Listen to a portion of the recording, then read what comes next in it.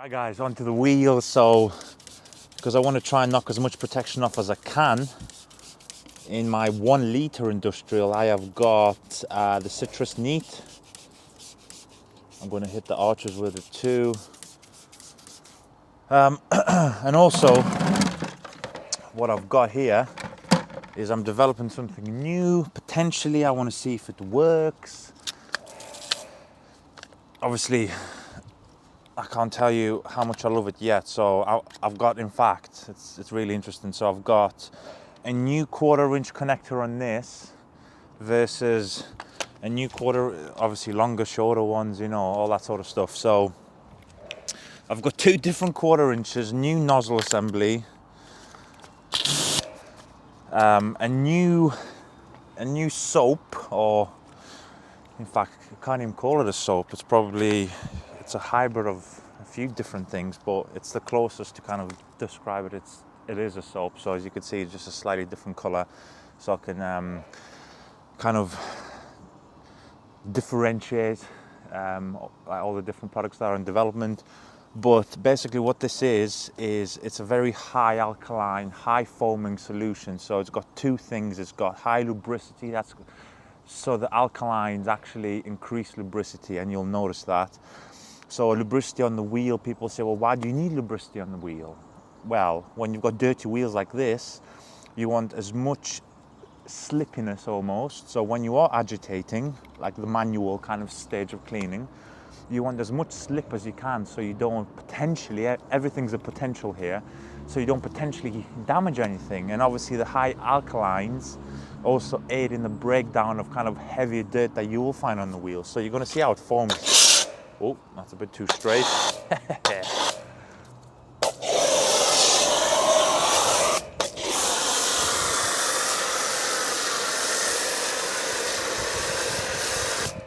So it's a very dry foam, very nice. So what you're going to see on this now is it's going to hang about a lot longer than like a loose foam. So, God, I feel freezing today. I don't know what's wrong with me. So, new thing. Woo! Look at one of these bad boys. So I've gone through probably 2 dozen shorter mitts, and as you see, look, I'm going right behind the spoke here. This is what it's brilliant for. So I've gone through about 2 dozen wheel mitts, microfiber, mixed blends, wool blends, hybrid blends. I'll bore you before I get to the end. I've gone through the different sizes. I've gone through all the different kind of ranges of quality and stuff like that. So I think this one is here to stay.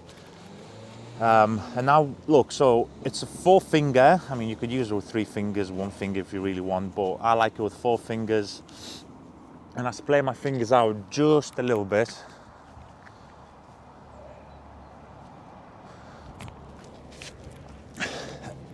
Now this is, I've grown to the idea. In the past I thought, well, why do you need a wheel mitt? I was kind of, in that camp. But after I set my sights on one and I started developing all the different ones, I mean, some of them are really bad. Like, let's get this kind of off my chest while we're on this topic. Some of them aren't worth the money that are getting charged. However, with this one and a few other alternatives as well, there's some really good ones. This basically, the construction of this it's a full merino mitt. So as you know, a merino for me and wool in general, I just do not like on cars paint. It's just, the way it feels on the car is not me, but the way it goes on wheels is really nice. It's got that little bit of smoothness to it. It's got a strange texture. So as you've seen, I've gone all through behind the spokes. I've gone around the bead, so I'm kind of putting the finger in, and look, I'm going right around the edge. And obviously you can use the front for the faces, you can use the back for the faces, stuff like that. And this is just getting into all the areas. Look, I'm going into the caliper now. So this is mitt number 25. And obviously you rinse it out like this.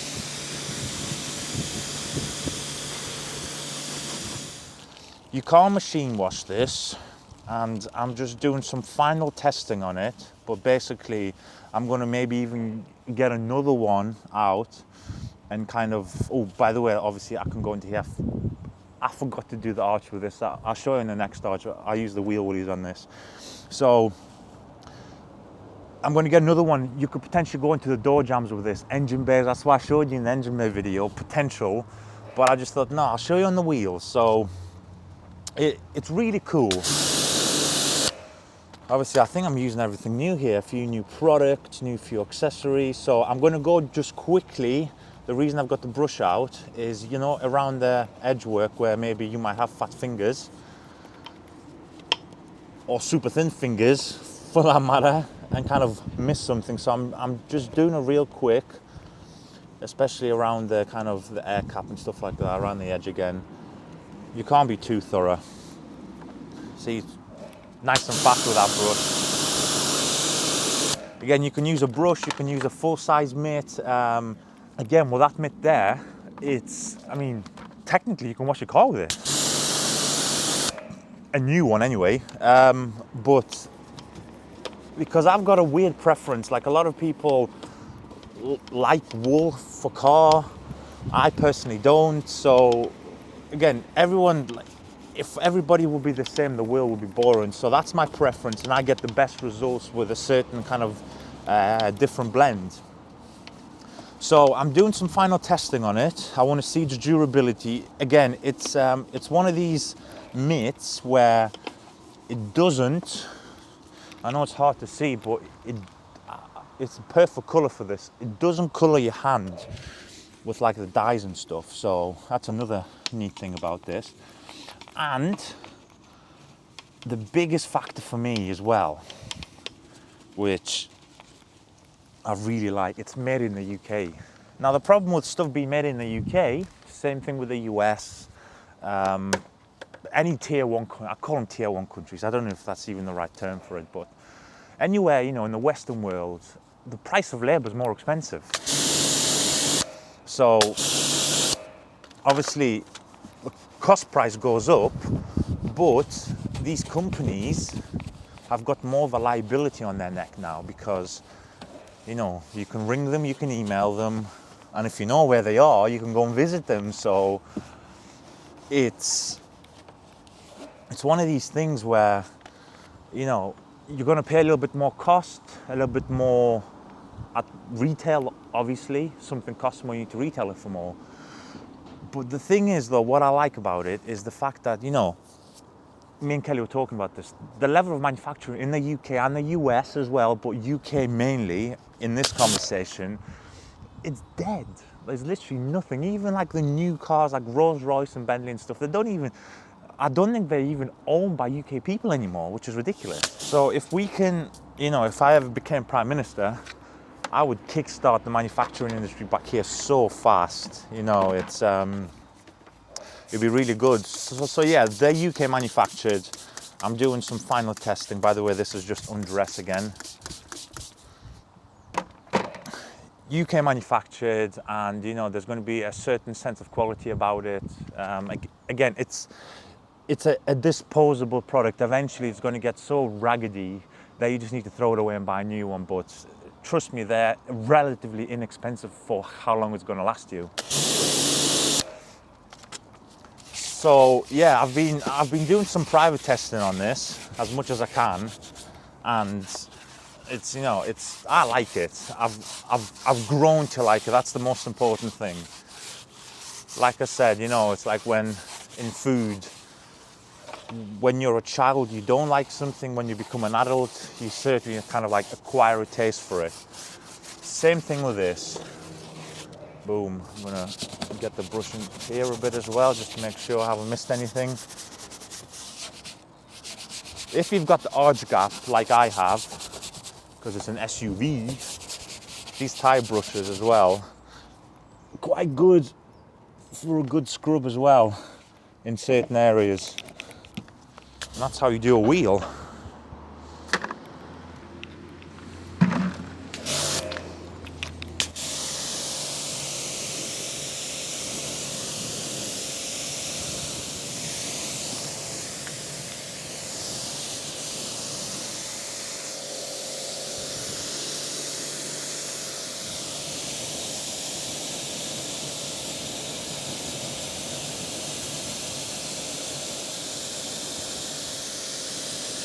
So regards this, the Canon soap, I'm going to call it that.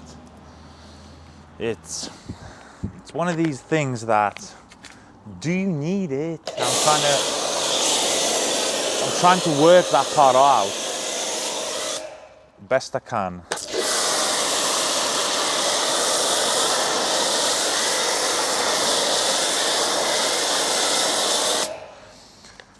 That's the thing, because with me, I hate overlapping products. I hate it.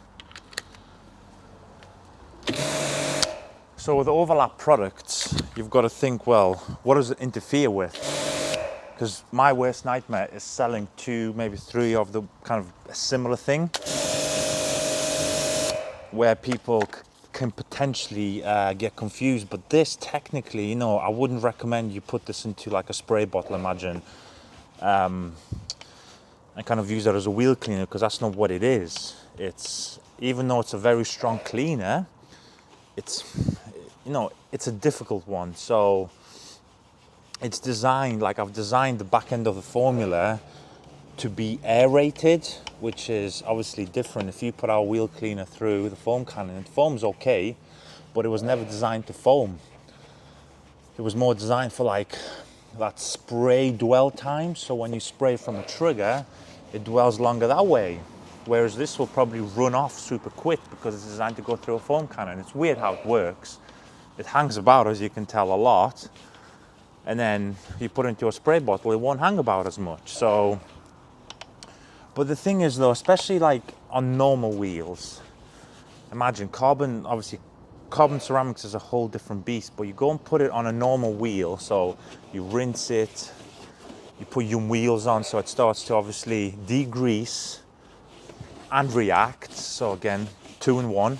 And then you put this over the top. Now what you're going to do and what you're going to see is a few different things happen.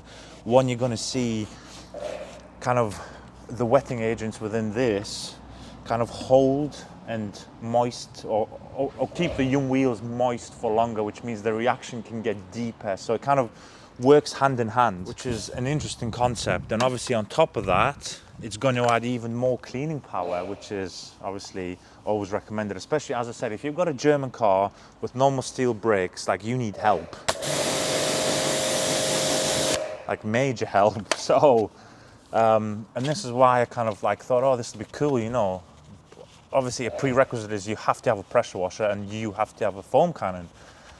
I mean, you could probably get away with it with having like a hose and one of those hose foam cannons, potentially. Oh, I love this thing, I'm telling you. This is going to change the process quite heavily. So I'd be very curious for the people who really watch me, and I do listen to my serious kind of followers and supporters, fans, whatever you want to call yourself, is I always listen to your feedback, whether it would be about this mitt, about this foam cannon soap. Like, would you buy it? Would you find it useful? Because at the end of the day, yeah, I make it for myself, but I'm not going to make 40,000 litres of this and use 40,000 litres because it'll go mouldy. So I'll be very curious in what you think, because I think it's very cool, and I am a very simple person. So, like, as in, I don't want to use 57 products on a task that requires 1, maybe 2 products, As I said, look, I'm actually getting deep into the arch with this, with your hand. And look, it's pulling all sorts.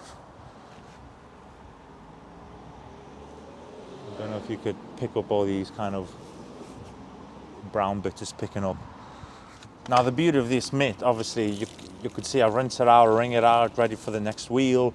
But once you're done, you can actually run this under a tap and completely kind of cleanse it, and it's good to go.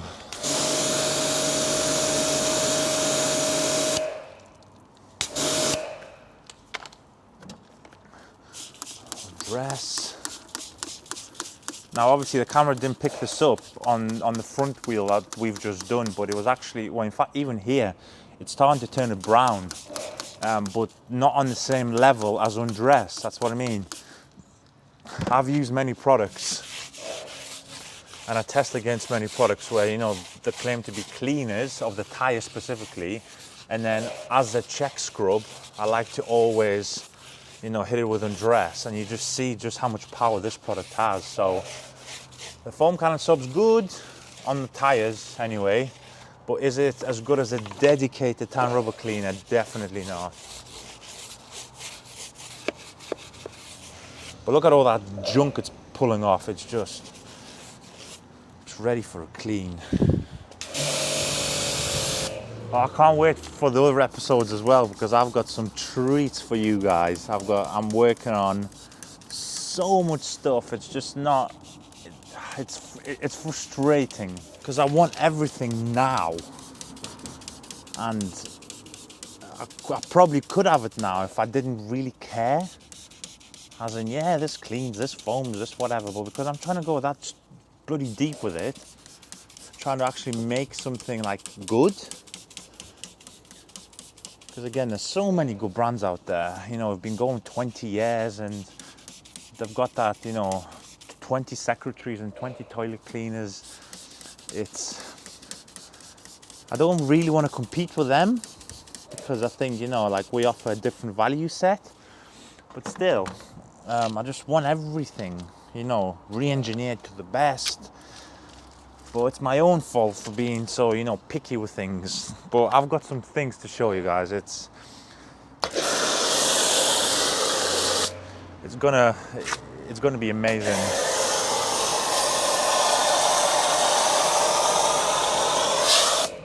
Woo!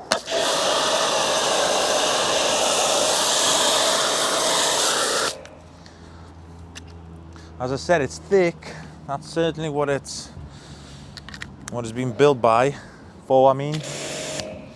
But thickness, again, in terms of snow foaming usually doesn't matter, but in terms of this, it's actually quite neat, because when you get a drier foam, not a completely dry foam, because it'll kind of clump up and move down a little bit too quick, but as you can see, it moves down very slowly but very effectively. You know, there's no kind of clumps jumping like themselves over, or leapfrogging themselves, I'm sorry. So that just gives it that. So obviously at the minute we've got citrus on, so it's actually allowing the citrus to dwell for as long as humanly possible, which is what you want. I mean, even on these carbon ceramics, I'm still pulling junk, because, you know, I've been driving in the rain and the salt's gonna come as well, so you need something to emulsify the salt, hopefully. But your feedback is crucial. I'm very curious whether you agree with me or not on the way I think. Don't forget, guys, wheel woolly in the arches. Wait, I've just knocked a rock off, I think. Nice. Very important in arches. You do this on a weekly basis, you will never have to do any repair work. I learned that a long time ago when I first started doing this, you know, and I kind of, less experience is the best word for it. And I took my wheels off one day and I thought, oh, I'm gonna have to do all this work. But then on every other car I've done since, that I maintain anyway, you take your wheels off and it's just mint. Obviously there's a bit of dirt here and there that you can't technically get until the wheels are off. That's just life. But if you do it like this, it'll really help you. The good thing I'm doing this actually, because this car is probably due to go to Mercedes after this. The brakes are due a change. Now, luckily not the rotors, because the carbons, but the pads I think are on the way out. I can hear it. It's starting to squeak a bit more than usual. So I know carbons squeak in general, but it's a different type of squeak. So yeah, it'll be the perfect time to go to Mercedes car. It'll be clean for them. While it's there, I'll probably get serviced. Now, I hate main dealer servicing, but rather than just wasting my time going to somebody I trust afterwards, they've got the car there anyway, so they might as well service it. At least they'll have a nice clean engine bay to have a look at when they're doing all the servicing. But it's just probably, I think, just a generic oil change, filter change. Well, I'll have all new filters because this will be the first time I service it in my ownership. It's not due a service, but every time I get the chance to service cars, even if it's every 6 months, might as well. But yeah, I don't know in fact, I'll be curious if anybody, I know a few people from Mercedes watch my videos, but if you're watching this specific video of me talking about it, I'd be very curious to see how much pads are on a carbon ceramic braking system. All I know is it's not cheap, unfortunately. Yeah, the more I use this thing, the more I think, why haven't I used this in the past? But you live and learn, don't you? Live and learn. It's not the complete solution, if I'm honest, because you still need well, I believe anyway. I use a little bit of a detailing brush just to make sure, as you notice, I just go mainly towards the edges, the caliper work, stuff like that, just in case you miss something. But I think, it gets you, a 99% clean wheel. Just make sure, obviously, that you maybe, again, it's not necessary, it's just I like to do it this way. I just follow up with the detailing brush everywhere. You can never be too thorough with these cars. The funny irony in the fact that I've just moved onto the fourth wheel, the last wheel, and it's took me about 5 hours. It's midday now. Been here super early, and I've just had non-stop people come to the shop, which is fantastic. It's a good problem to have. I was just laughing, a good friend of mine just came down.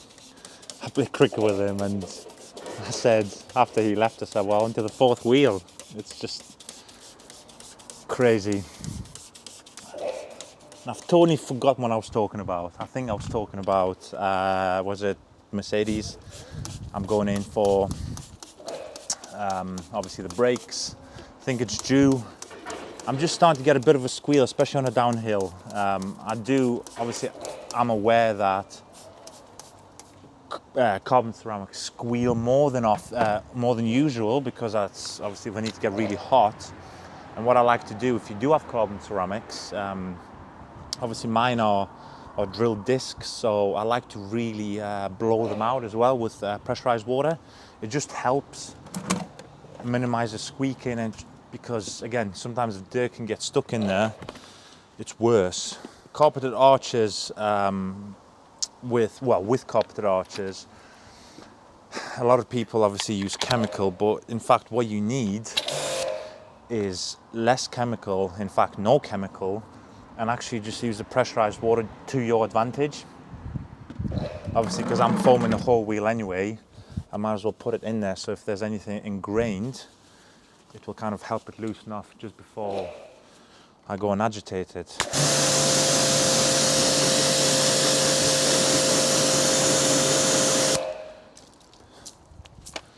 So the sun's peeked out and it's warm again. So the gloves are off. The jacket will be coming off maybe. I don't know if it's that warm yet, but it's nice. Stupid pressure washer. I still need to fix that leak. I've been that busy, I haven't had the time to fix it. The pressure washer's good. It's just the intake pipe to it, which I made a botched attempt at until I wait for my proper inlet hoses. So I made an in-between solution, and it's just, there's like a little millimeter PP dribble somewhere that is obviously making the pressure washer kind of depressurize itself. So once I fixed that PP dribble dilemma with my new hoses, it'll be amazing. Obviously Cobra jets, a lot of people are asking me about Cobra jets. They are incoming, do not worry. America just having an issue getting the raw materials to make them, as pretty much everybody else is. It's just one of the times we live in. Hopefully it's going to get easier, not harder. Once obviously more people start going back to work, more kind of plants are reopening. That's the main thing. It's the raw materials. It's not really the factories that make this stuff. It's the factories that supply the actual, you know, the braided side of hoses or the silicone for the hoses. That stuff just at the minute can't be made fast enough. But once that's in, I've got a cool project. I've got Karcher K4 there. I want to buy one brand new. I'm going to be doing a lot of testing on it. Obviously, I'll film for you guys. So anyone who's got a Karcher K4, K5, K7, yeah, you guys have got a wicked solution incoming. Wicked. I'm going to actually, I won't ruin the surprise for you. You're just going to see it when obviously I film it. And I tried to order as many Cobra Jets as I could physically get my hands on, because I realized once the ones that we have coming have sold, it might be a couple of months before we get them back. So when you see that video, it'll literally amaze you. It's so simple, but it's so cool. And then obviously then we're going to move on to Nilfisk. Nilfisk is on my targets. I'll take that market as well. It's not as popular as Karcher. I know why. I won't go into that. But yeah, I know that's probably the second highest used pressure washer. Then we're going to move on to the Kranzels, my favorite. I've got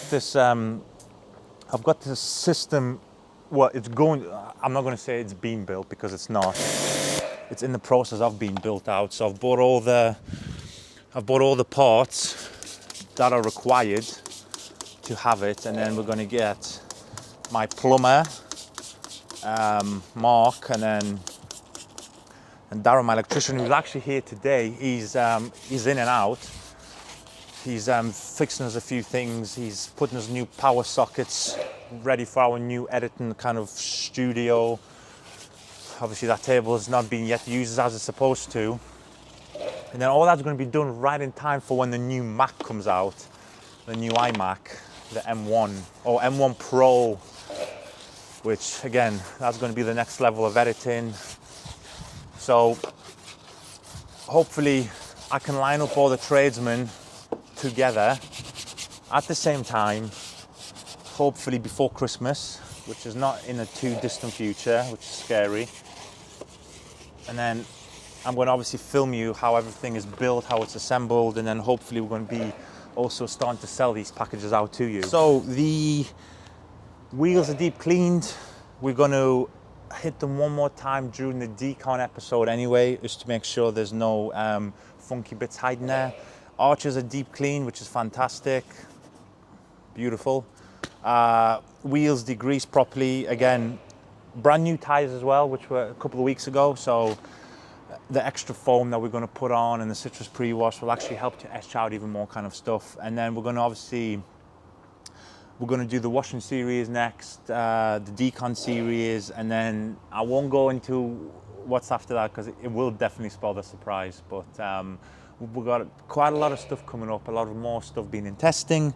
So I hope you guys have enjoyed this. Hopefully, obviously, you've seen a bit of an insight as well into kind of what stuff we're moving into, and hopefully it's as exciting to you as it is to me. But I will catch you on the next episode, guys, and have a good week.